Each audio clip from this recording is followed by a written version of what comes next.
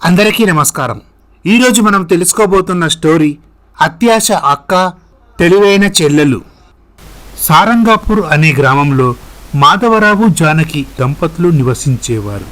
వారి పెద్ద కూతురు పేరు శ్రీవిద్య, చిన్న కూతురు పేరు కావ్య. మాధవరావు అదే ఊరిలో ప్రైవేట్ కంపెనీలో ఉద్యోగం చేసేవాడు. శ్రీవిద్య పట్టణంలోని కాలేజీలో డిగ్రీ చదువుతుంది. కావ్య ఊళ్ళోనే ఇంటర్మీడియట్ చదువుతుంది. మాధవరావు కిషోర్ అనే అనాథ అబ్బాయిని చేరదీసి చదివిస్తాడు. కిషోర్ గ్రాడ్యుయేషన్ పూర్తి చేసి ఒక కంపెనీలో ఉద్యోగం చేస్తాడు. ఇలా కిషోర్ చాలా మంచివాడు. ఈ విధముగా జరుగుతుండగా శ్రీవిద్య తన తండ్రి మాధవరావుకి ఫోన్ చేస్తుంది. నాన్నగారు బాగున్నారా? ఇంట్లో అందరు కులాసయ్యేనా? ఇక్కడ మేము అందరం బాగున్నాము. నాన్న, నేను పండగ సెలవులకి మన ఊరు వస్తున్నాను. చాలా సంతోషం అమ్మా. అమ్మని అడిగినట్లు చెప్పండి, నాకు కాలేజీ టైం అవుతుంది. ఉంటాను. అప్పుడు అక్కడికి జానకి వస్తుంది. ఎవరండి ఫోన్ చేసింది? మన అమ్మాయి శ్రీవిద్య ఈ పండుగ సెలవులకి ఇక్కడికి వస్తుందంట అవునా అంటూ జానకి చాలా సంతోషిస్తుంది. జానకి, ఈ సంవత్సరం శ్రీవిద్య చదువు పూర్తవుతుంది. కిషోర్కి మన అమ్మాయినిచ్చి పెళ్లి చేద్దామనుకుంటున్నాను. చాలా మంచి నిర్ణయం అండి. అబ్బాయి మంచివాడు. మనమంటే అతనికి చాలా గౌరవం. అతనికి మనం తప్ప ఇంకెవరున్నారండి? చిన్నప్పటి నుండి కష్టపడి చదివి ఉద్యోగం సంపాదించాడు. సరే జానకి, అమ్మాయి వచ్చాక మాట్లాడి ముహూర్తాలు పెట్టిస్తాను. శ్రీవిద్య కాలేజీకి సెలవులు ఇవ్వడంతో ఇంటికి వస్తుంది. అందరూ చాలా సంతోషిస్తారు. ఇలా ఒకరోజు, చూడమ్మా శ్రీవిద్య, ఈ సంవత్సరం నీ చదువు పూర్తవుతుంది. కిషోర్తో నీ పెళ్లి జరిపిద్దాం అనుకుంటున్నాను. కిషోర్తో నా పెళ్ళా? నాకేం తక్కువ నాన్నగారు? శ్రీవిద్య, ఏంటమ్మా ఆ మాటలు? తల్లిదండ్రులు అన్ని విధాలుగా ఆలోచించి పిల్లల భవిష్యత్తు మంచిగుండాలని నిర్ణయం తీసుకుంటారు. కిషోర్ మంచివాడు. చిన్నప్పటి నుండి అతనికి నీ గురించి అన్నీ తెలుసు. మీరిద్దరూ ఎంతో స్నేహంగా ఉండేవారు. నాన్న, చిన్నప్పటి నుండి అతనితో కలిసి తిరిగాను. అంత మాత్రాన అతన్ని పెళ్లి చేసుకొని జీవితాంతం అతనితోనే ఉండాలా? అతనేమైనా కోటీశ్వరుడా?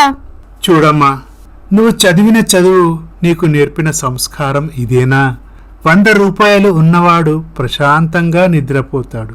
అదే 1 కోటి రూపాయలతో సమానం. 1 కోటి రూపాయలు ఉన్నవాడికి నిద్ర పట్టడం లేదంటే అది 100 రూపాయలతో సమానం. నిన్ను కోటీశ్వరుడికిచ్చి పెళ్లి చేసే స్థోమత నాకు లేదమ్మా. నాన్న, ఇప్పుడే నా పెళ్లికి తొందరేం వచ్చింది? పీజీ అయిపోయాక చూద్దాంలే. శ్రీవిద్య, నీకు పెళ్లి చేసి అత్తవారింటికి పంపిస్తే నా భారం కొంచెం తగ్గుతుంది. కావ్య పెళ్లి కూడా చెయ్యాలి కదమ్మా. అమ్మా, మీరు భారం తగ్గించుకోవడానికి నా జీవితం నాశనం చేసుకోమంటావా?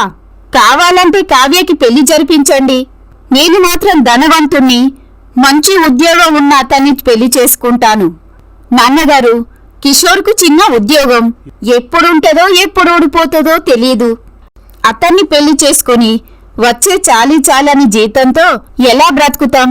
దినదిన గండంతో బ్రతకాల్సి వస్తుంది. శ్రీవిద్య, ఏంటా మాటలు? నాన్నగారికి ఎదురు చెప్తావా? మీరేంటండి ఏం మాట్లాడరు? జానకి, నన్నేం మాట్లాడమంటావు? తను ఎదిగిన పిల్ల. మీరు అతిగా గారాబం చేయడం వల్లే తను ఇలా మాట్లాడుతుంది. అమ్మా, నేను ఆస్తిపాస్తుల్లేని కిషోర్ని పెళ్లి చేసుకొని సుఖపడను. ఈ పెళ్లి జరగదు అని చెప్పి ఇక్కడి నుండి వెళ్ళిపోతుంది. మాధవరావు జానకి ఏం మాట్లాడాలో అర్థం కాక మౌనంగా ఉంటారు.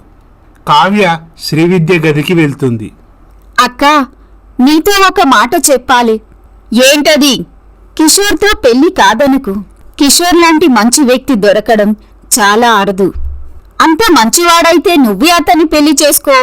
అమ్మా నాన్నల ముచ్చటా తీరినట్టుంటుంది. నేను మాత్రం ఆకాష్ అనే డబ్బున్న అబ్బాయిని ప్రేమిస్తున్నాను. అతన్నే పెళ్లి చేసుకుంటాను. అప్పుడు కావ్య మౌనంగా ఉంటుంది.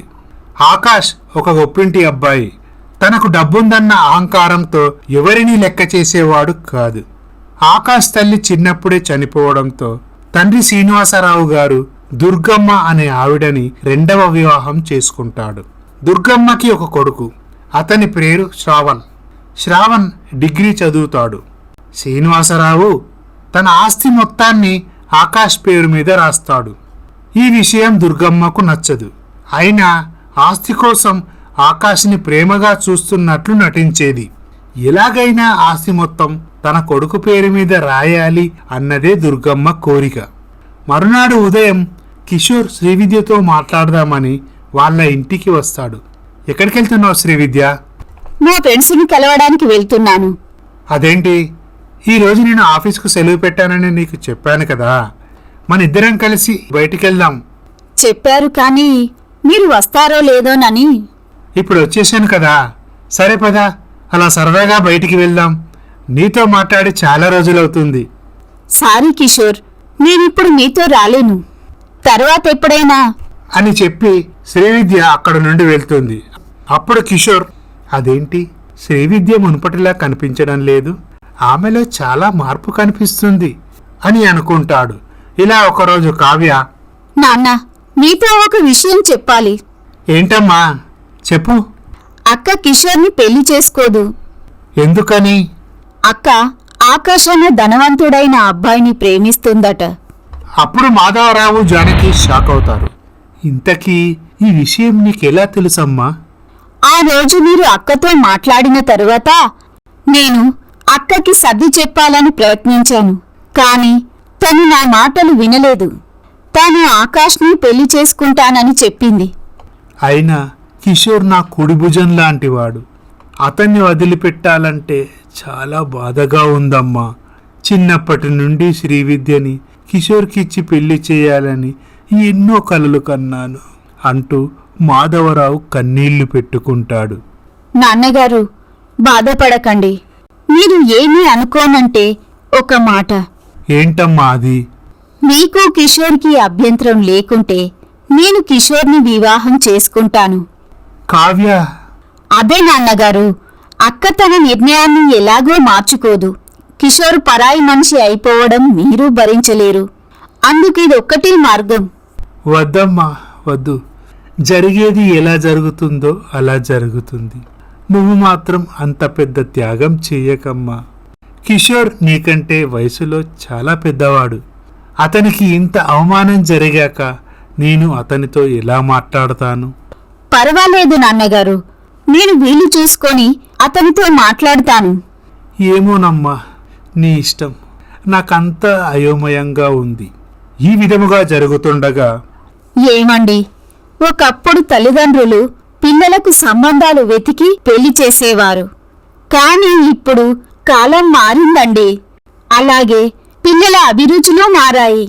వారికి ఇష్టమైన వారిని పెళ్లాడాలని నిర్ణయం తీసుకుంటున్నారు.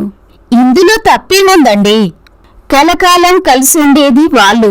అయినా మన అమ్మాయి ప్రేమిస్తున్న అబ్బాయి ఆకాష్ కిషోర్ కంటే చాలా అందగాడు.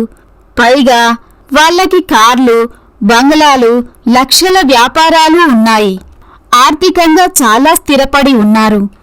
కిషోర్ని చేసుకుంటే మన అమ్మాయి ఏం సుఖపడుతుందండి? మన అమ్మాయి చాలా తెలివైందండి. అందుకే ఆ అబ్బాయిని ఇష్టపడుతుంది. అయితే దానికి నీ మద్దతు కూడా లభించిందన్నమాట. లేదండి, నేను కూడా మొదట్లో మీలాగే శ్రీవిద్యను కోప్పడ్డాను. తర్వాత అమ్మాయి భవిష్యత్తు గురించి ఆలోచించి ఈ నిర్ణయం తీసుకున్నాను. జానకి, వాళ్ళ అంతస్తుకు తగ్గట్టు మనం కట్న కానుకలు ఇవ్వగలమా? ఇక ఆ తర్వాత ఏం జరుగుతుందో తర్వాయి భాగంలో చూద్దాం. ఈ స్టోరీ కనుక మీకు నచ్చినట్లయితే మా ఛానల్ని సబ్స్క్రైబ్ చేసుకోండి. లైక్ చేయండి, షేర్ చేయండి, కమెంట్ చేయండి.